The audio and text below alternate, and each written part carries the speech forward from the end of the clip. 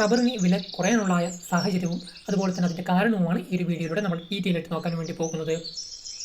നമുക്കറിയാം, കുറച്ച് ആഴ്ചകൾക്ക് മുമ്പ് റബ്ബർ വില എന്ന് പറയുന്നത് വളരെയധികം വർദ്ധിച്ചിരുന്നു. പക്ഷേ ഇപ്പോൾ കുറച്ച് ആഴ്ചകളായിട്ട് റബ്ബറിൻ്റെ വില വളരെയധികം കുറവായിട്ടാണ് നമ്മൾ കാണുന്നത്. അപ്പോൾ അതെന്തുകൊണ്ടാണെന്ന് അതിൻ്റെ കുറയാനുണ്ടായ സാഹചര്യം അല്ലെങ്കിൽ എന്താണ് അതിൻ്റെ കാരണങ്ങളാണ് ഈ ഒരു വീഡിയോയിൽ നമ്മൾ നോക്കാൻ വേണ്ടി പോകുന്നത്. ആഭ്യന്തര വിപണിയിൽ മാർക്കറ്റിലേക്ക് കൂടുതൽ ചരക്കെത്തി തുടങ്ങിയതോടെ റബ്ബർ വില താഴ്ന്ന പ്രവണതയായിരുന്നു കണ്ടുകൊണ്ടിരുന്നത്.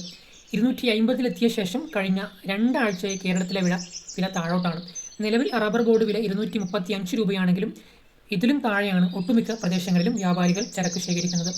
വില കുറഞ്ഞേക്കാവുന്ന ഭയമാണ് വ്യാപാരികളുടെ ആവശ്യം കെടുത്തുന്നത്. വില കുറഞ്ഞു തുടങ്ങിയതോടെ കർഷകർക്ക് ചരക്ക് ശേഖരിച്ചു വയ്ക്കുന്ന രീതിക്കും മാറ്റം വന്നിട്ടുണ്ട്. ഒരാഴ്ച ഈ മാർക്കറ്റിലേക്ക് നല്ല രീതിയിൽ ചരക്കെത്തുന്നുണ്ട്. വരും ദിവസങ്ങളിലും വില ഇറക്കത്തിനാണ് സാധ്യത. ഇന്ത്യയിലെ റബ്ബർ ഉൽപ്പാദനത്തിന്റെ 72%, കൃഷിയിടത്തിന്റെ 62% കേരളത്തിലാണ്. അതിനാൽ റബ്ബർ അധിഷ്ഠിത വ്യവസായങ്ങളുമായി ബന്ധപ്പെട്ട ഏത് തീരുമാനവും നമ്മുടെ കർഷകരെയും തൊഴിലാളികളെയും നേരിട്ട് ബാധിക്കും. കർഷകരിൽ 80%വും 2 ഹെക്ടറിന് താഴെ മാത്രമുള്ള ചെറുകിടക്കാരായതിനാൽ ദീർഘകാലം വിലയിടിവ് അതിജീവിക്കാനുള്ള ശേഷിയില്ല. 11 വർഷത്തിനു ശേഷമാണ് 200 രൂപയ്ക്ക് മുകളിൽ വില ലഭിക്കുന്നത്. ആഗോള റബ്ബർ വിപണിയായ ബാങ്കോക്കിലെ വില 202 രൂപയും ഇന്ത്യയിൽ 242മാണ്. ആഗോള വിപണിയിലെ വില കുറഞ്ഞു നിൽക്കുന്നതാണ് ഇന്ത്യൻ കർഷകരുടെ നേരിടുന്ന പ്രധാന പ്രതിസന്ധി. 1 കിലോയുടെ വിലയിൽ ആഗോള വിപണിയും ആഭ്യന്തര കമ്പോളവും തമ്മിലുള്ള വ്യത്യാസം 40 രൂപയോളം വരും. 1980-കൾക്ക് ശേഷം 2 വിപണികളും തമ്മിലുള്ള വില വ്യത്യാസം ഏറ്റവും കൂടിയിരിക്കുന്നത് ഇപ്പോഴാണ്. എന്നാൽ ഉയർന്ന വിലയ്ക്ക് വിൽക്കാൻ കേരളത്തിലെ കർഷകരുടെ കൈവശം റബ്ബറില്ല. റബ്ബറിന് ചരിത്രത്തിലെ ഏറ്റവും ഉയർന്ന വില ലഭിച്ചത് 2011-ലാണ്. കിലോയ്ക്ക് 240 രൂപ വില വരെ വർദ്ധിച്ചതിനാൽ ഉൽപ്പാദന ചെലവ് കൂടിയെന്നും അതിൽ 35% റബ്ബറിൻ്റെ ചെലവാണെന്നും ടയർ വ്യവസായികൾ കേന്ദ്ര വാണിജ്യ മന്ത്രാലയത്തെ ധരിപ്പിച്ചു. ടയറിൻ്റെ 28%വും സ്വാഭാവിക റബ്ബറാണ്. ഇന്ത്യയിലെ ടയർ കമ്പനികൾക്ക് ആവശ്യമായ റബ്ബർ കുറഞ്ഞ വിലയ്ക്ക് കർഷകർ ലഭ്യമാക്കണമെന്ന ടയർ വ്യവസായികളുടെ സംഘടനയായ ഓട്ടോമോട്ടീവ് ടയർ മാനുഫാക്ചേഴ്സ് അസോസിയേഷൻ കേന്ദ്രത്തോട് ആവശ്യപ്പെട്ടു. തുടർന്ന് കേന്ദ്രം റബ്ബർ കയറ്റുമതി നിരോധിച്ചു. ഇതിന്റെ ഫലമായി 2003-ൽ 75,000 ടൺ റബ്ബർ അയച്ചിരുന്നത് ക്രമേണ കുറഞ്ഞ് 2014-ൽ 1,002 ടണ്ണിലെത്തി. ഇപ്പോൾ കയറ്റുമതി നാമമാത്രമാണ്. 2013 മുതൽ റബ്ബർ വില കുത്തനെ ഇടിയാൻ തുടങ്ങി. 2015-ൽ 113 രൂപയായി. 2015 മുമ്പുണ്ടായിരുന്നതിനേക്കാൾ വില പകുതിയായി കുറഞ്ഞെങ്കിലും ടയർ കമ്പനികൾ ഓരോ വർഷവും വില കൂട്ടുന്നു. ഉദാഹരണത്തിന് ലോറിയിൽ ഉപയോഗിക്കുന്ന MRF റേഡിയൽ ടയറിൻ്റെ ഇപ്പോഴത്തെ വില 25,000 രൂപയാണ്. എന്നാൽ റബ്ബർ വില 240 വരെ എത്തിയ 2011-ൽ വില 13,000 ആയിരുന്നു. കർഷകർക്ക് ന്യായമായ വില കിട്ടുന്നുണ്ടോ? 2021-ൽ കേരളത്തിലെ കർഷകർക്ക് 1 കിലോ റബ്ബർ ഉൽപ്പാദിപ്പിക്കാൻ 214 രൂപ ചെലവുണ്ട് എന്നാണ് റബ്ബർ ബോർഡ് കണക്ക് കൂട്ടിയിരിക്കുന്നത്. കാർഷിക പണപ്പെരുപ്പ നിരക്ക് 6%ആണെന്ന് കണക്കാക്കിയാൽ പോലും 1 കിലോയ്ക്ക് 2024-ൽ ഉൽപ്പാദന ചെലവായി ഏറ്റവും കുറഞ്ഞത് 255 രൂപ കിട്ടണം. ഇത് 4ാം ഗ്രേഡ് റബ്ബറിൻ്റെ വിലയാണ്. 4ാം ഗ്രേഡിനേക്കാൾ 10 മുതൽ 20 രൂപ വരെ വില കുറച്ച് 5ാം ഗ്രേഡും തരംതിരിക്കാത്ത റബ്ബറുമാണ് ടയർ കമ്പനികൾക്ക് വേണ്ടി വ്യാപാരികൾ കർഷകരിൽ നിന്ന് വാങ്ങുന്നത്. തരംതിരിക്കാത്തവ ഒരു പ്രാവശ്യം കൂടി കഴുകി വൃത്തിയാക്കി കമ്പനികൾക്ക് 4ാം ഗ്രേഡായി വിൽക്കുകയാണ് വ്യാപാരികൾ. പരമാവധി 1.5 രൂപയുടെ ചെലവ് മാത്രം ടയർ കമ്പനികൾ റബ്ബർ വിലയെടുക്കുന്നതിൻ്റെ ആദ്യഘട്ടം ഇവിടെയാണ്. കമ്പനികൾ അവരുടെ നിയന്ത്രണത്തിലുള്ള കുത്തക മാധ്യമങ്ങളുടെ സഹായത്തോടെ നടത്തുന്ന ചൂഷണമാണിത്. ടയർ കമ്പനികളെ അലോസരപ്പെടുത്തുന്നത് എന്താണ്? ടയർ വില അനിയന്ത്രിതമായി കൂട്ടുന്നതിനും റബ്ബർ വില പരമാവധി കുറയ്ക്കുന്നതിനും കുത്തക കമ്പനികൾ നിയമവിരുദ്ധമായി സംഘം ചേരുന്നതിനെയാണ് ടയർ കാർട്ടൽ എന്ന് പറയുന്നത്.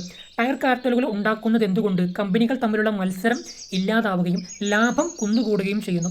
ടയർ വിപണിയിലെ കാർട്ടൽ രൂപീകരണം റബ്ബർ വിപണിയിലും നടപ്പിലാക്കി. കർഷകരെ പരമാവധി ചൂഷണം ചെയ്യുന്നത് റബ്ബറിൻ്റെ അടക്കം എല്ലാ അസംസ്കൃത വസ്തുക്കളുടെയും വില ഇടിഞ്ഞപ്പോഴും 2011-12-ൽ ഉയർത്തിയ ടയർ വില നിലനിർത്തുന്നതിനായി കമ്പനികൾ ATMAയുടെ നേതൃത്വത്തിൽ കാർട്ടൽ രൂപീകരിച്ച് ഒത്തുകളിച്ചു. ഇക്കാരണത്താൽ 2018-ൽ competition commission of India MRF അടക്കമുള്ള കുത്തക കമ്പനികൾക്കും MTMAക്കും 1,788 കോടി രൂപ പിഴയിട്ടു. ഈ തുക കേരളം ഉൾപ്പെടെയുള്ള സംസ്ഥാനങ്ങളിലെ റബ്ബർ കർഷകർക്കും ഈ മേഖലയെ ആശ്രയിച്ച് ജീവിക്കുന്ന തൊഴിലാളികൾക്കുമായി കൊടുക്കണമെന്നാണ് കർഷക സംഘടനകൾ ആവശ്യപ്പെടുന്നത്. എന്നാൽ ഈ പിഴ ഒഴിവാക്കി കൊടുക്കണമെന്ന് ആവശ്യപ്പെട്ട് MRF, Apollo, CEAT, JK tyre, Birla tyre എന്നീ കമ്പനികളും MTMAയും സുപ്രീം കോടതിയെ സമീപിച്ചിരിക്കുകയാണ്. തിരുവനന്തപുരത്തെ പബ്ലിക് പോളിസി റിസർച്ച് ഇൻസ്റ്റിറ്റ്യൂട്ടിന് വേണ്ടി ഈ ലേഖകർ നടത്തിയ പഠനത്തിൽ കമ്പനികൾ ടയറിൻ്റെ വില ഉയർത്തി നിർത്തുന്നതിന് മാത്രമല്ല റബ്ബർ വില കൃത്രിമമായി കുറച്ച് നിർത്തുന്നതിനും നിയമവിരുദ്ധമായി സംഘം ചേരുന്നതിനായി കാർട്ടൽ പ്രതിപാദിക്കുന്നുണ്ട്. കേരളത്തിലെ പ്രധാനപ്പെട്ട ഒരു റബ്ബർ ഉൽപ്പാദന ജില്ലയാണ് തിരുവനന്തപുരം. എന്നാൽ ഇവിടുത്തെ കർഷകർക്ക് പത്രത്തിൽ പ്രസിദ്ധീകരിക്കാവുന്ന കോട്ടയം മാർക്കറ്റിലെ വിലയോ വ്യാപാര വിലയോ കിട്ടുന്നില്ല. കൂടാതെ എത്ര മേന്മയുള്ള ഷീറ്റായാലും തരംതിരിക്കാത്തതിൻ്റെ വിലയെ ലഭിക്കാറുള്ളൂ. ഇതാണ് ഭൂരിഭാഗം ജില്ലകളിലെയും അവസ്ഥ. കമ്പനികളുടെ പർച്ചേസ് മാനേജർമാർ നിയമവിരുദ്ധമായി കൂട്ടം ചേർന്ന് ഓരോ കമ്പനികളും എത്ര വിലയ്ക്ക് റബ്ബർ വാങ്ങുമെന്ന് തീരുമാനിക്കുന്നു. റബ്ബർ വില ഉയർന്ന ഘട്ടത്തിലാണെങ്കിൽ മാർക്കറ്റിൽ നിന്നും വിട്ടുനിൽക്കാൻ അവർ തീരുമാനിക്കും. കമ്പനികൾ വേണ്ടി റബ്ബർ സംഭരിക്കുന്ന അംഗീകൃത ഡീലർമാരുണ്ട്. കമ്പനികളുമായി മുൻകൂട്ടി നിശ്ചയിച്ച വില പ്രകാരമാണ് അവർ പ്രാദേശിക വ്യാപാരികളിൽ നിന്ന് റബ്ബർ വാങ്ങുന്നത്. വില വർദ്ധിക്കൽ സാധ്യതയുണ്ടെന്ന് കണ്ടാൽ മുൻകൂട്ടി സമ്മതിച്ച വിലയ്ക്ക് വാങ്ങി ഡീലർമാർ സൂക്ഷിച്ചിരിക്കുന്ന റബ്ബർ വാങ്ങാതെ കമ്പനികൾ ഒഴിഞ്ഞുമാറും. ഇത് ഡീലർമാർക്ക് വലിയ സാമ്പത്തിക ബാധ്യത ഉണ്ടാക്കുന്നതിനോടൊപ്പം പ്രാദേശിക വ്യാപാരികൾക്ക് കർഷകരിൽ നിന്ന് റബ്ബർ വാങ്ങാൻ കഴിയാത്ത സ്ഥിതിയും ഉണ്ടാക്കുന്നു. കമ്പോളം പരസ്പരം ബന്ധപ്പെട്ടിരിക്കുന്നതിന് കേരളത്തിൽ വിലയിടിയുമ്പോൾ ത്രിപുര ഉൾപ്പെടെയുള്ള മറ്റ് സംസ്ഥാനങ്ങളിലെ വിലയിടിയുവാൻ ടയർ കമ്പനികൾ നടപ്പിലാക്കുന്ന തന്ത്രമാണിത്. കമ്പനികളുടെ സമ്മർദ്ദം എന്താണ്? അന്താരാഷ്ട്ര കമ്പോളത്തിൽ റബ്ബർ വില കുറയാൻ പല കാരണങ്ങളുണ്ട്. ഏറ്റവും കൂടുതൽ റബ്ബർ ഉപയോഗിക്കുന്ന ചൈന ഉപയോഗം കുറച്ചതും ഇറക്കുമതി ചെയ്യുമ്പോൾ കൊടുക്കേണ്ട കപ്പൽ വാടക, ഇൻഷുറൻസ് തുക എന്നിവ വർദ്ധിച്ചതും പ്രധാന കാരണങ്ങളാണ്. കൂടാതെ കപ്പൽ മാർഗം റബ്ബർ ഇവിടെ എത്തിക്കാൻ നിലനിൽക്കുന്ന തടസ്സങ്ങൾ എന്നിവ പ്രധാന ഉൽപ്പാദക രാജ്യങ്ങളിൽ നിന്നും ഇന്ത്യയിലെ ടയർ വ്യവസായികൾക്ക് ഇറക്കുമതി അസാധ്യമാക്കുന്നു. കേന്ദ്ര വാണിജ്യ മന്ത്രാലയം ഉടൻ ഇടപെട്ട് ആഭ്യന്തര കമ്പോളത്തിൽ വില കുറച്ചെങ്കിൽ ഇന്ത്യയിലെ ടയർ വ്യവസായം തകർന്നു പോകുമെന്നാണ് ടയർ കുത്തകൾ കേന്ദ്ര സർക്കാരിനോട് ധരിപ്പിച്ചിട്ടുള്ളത്. ഇന്ത്യയിലെ ആകെയുള്ള റബ്ബർ ഉപയോഗത്തിന് 40% ഇപ്പോൾ ഇറക്കുമതി ചെയ്യുന്നത്. ടയർ വ്യവസായികൾക്ക് ആവശ്യമായ റബ്ബർ മുഴുവനും ഇറക്കുമതി ചെയ്യുന്നതിനുള്ള അനുവാദമാണ് കമ്പനികൾ ആവശ്യപ്പെടുന്നത്. 2011-12 റബ്ബറിന് ലഭിച്ച ശരാശരി വില 208 രൂപയായിരുന്നു. എന്നാൽ അന്താരാഷ്ട്ര കമ്പോളത്തിൽ വിലയിടിയാൻ തുടങ്ങിയപ്പോൾ ടയർ വ്യവസായികൾ കുറഞ്ഞ വിലയ്ക്ക് ആവശ്യത്തിലധികം ഇറക്കുമതി ചെയ്ത് ആഭ്യന്തര വിപണിയിൽ റബ്ബറിന്റെ വിലയിടിച്ചു. 2015 113 രൂപയായി. 2023 കേരള സർക്കാരിന്റെ റബ്ബർ താങ്ങുവില 180 രൂപയായി പ്രഖ്യാപിക്കുകയും കമ്പോള വില താങ്ങുവിലയേക്കാൾ കുറയുമ്പോൾ ഇവ രണ്ടും തമ്മിലുള്ള വ്യത്യാസം 2016 മുതൽ കൃത്യമായി കർഷകർക്ക് നൽകുകയും ചെയ്യുന്നു. കേരള സർക്കാരിന്റെ കമ്പോള ഇടപാടിന്റെ ഗുണഫലം ത്രിപുര, അസം, തമിഴ്നാട് എന്നിവിടങ്ങളിലെ കർഷകർക്കും ലഭിക്കുന്നുണ്ട്. ഒന്നാം പിണറായി സർക്കാർ ബജറ്റിൽ 500 കോടിയും രണ്ടാം പിണറായി സർക്കാർ 600 കോടിയും വർദ്ധിപ്പിച്ചു.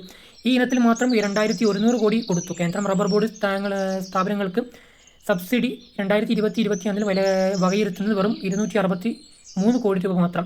ഇനി കർഷകർക്കുണ്ടായ നഷ്ടമെന്ന് പറയുന്നത് വിലത്തകർച്ച കൊണ്ട് മാത്രം കേരളത്തിലെ കർഷകർക്ക് 2012 മുതൽ 2024 വരെ ഓരോ വർഷവും ശരാശരി 34,000 കോടിയുടെ നഷ്ടമുണ്ടായി.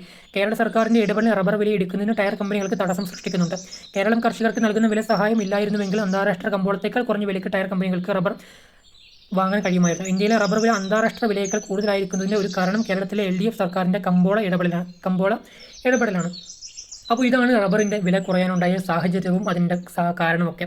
അപ്പോൾ എല്ലാവർക്കും മനസ്സിലായി എന്ന് കരുതുന്നു. വളരെ ഡീറ്റെയിൽ ആയിട്ടാണ് നമ്മൾ ഈ ഒരു വീഡിയോ ചെയ്തിരുന്നത്.